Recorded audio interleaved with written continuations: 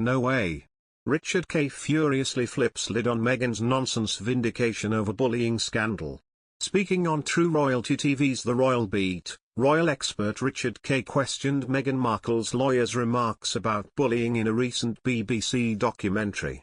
Meghan Markle's lawyer is in no position to know that bullying claims against the Duchess are untrue, a royal expert has claimed.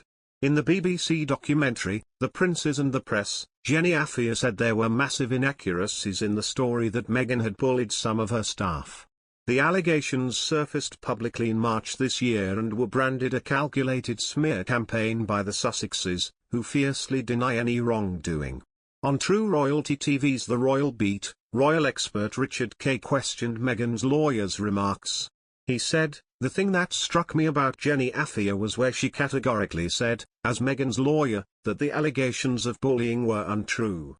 She is in no position to know that.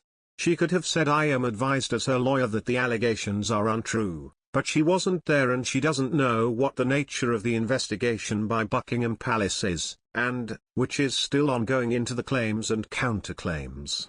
During the documentary, broadcast on Monday night, Ms. Afia was asked by presenter Amol Rajan if the story about bullying allegations, which first appeared in the Times, was accurate. She told the programme, "The overall allegation was that the Duchess of Sussex is guilty of bullying. Absolutely not. The first thing is to be really clear about what bullying is. What bullying actually means is improperly using power deliberately and repeatedly to hurt someone physically or emotionally. The Duchess of Sussex has absolutely denied ever doing that. That said, she wouldn't want to negate anyone's personal experience." When asked if she provided any evidence to refute the claims, the lawyer added, "It is really hard to prove a negative. So if you haven't bullied someone, how do you prove you haven't?" Meanwhile, the BBC has been slammed as being laughable in its stupidity for letting presenter Amol Rajan host controversial documentary The Princes and the Press despite his previous anti-royal tweets. A royal insider, speaking to the Sunday Express, fired the criticism at the broadcaster after they faced mounting controversy over their recent documentary outlining the relationship between Prince Harry, Prince William and the media. The source, who has worked with the BBC for many years, told the Sunday Express, "The BBC's decision makes a travesty of its claim to be impartial." Just a cursory glance at Rajan's Twitter feed would have shown that the reporter was biased against the royals to an extent that bordered on rudeness. Mr. Rajan authored a number of anti-royal tweets between 2010 to 2013. One tweet said Prince Charles was not bright enough, while another criticised the Duchess of Cambridge for having a false royal wave. He also hit out at his future employers for monarchist propaganda.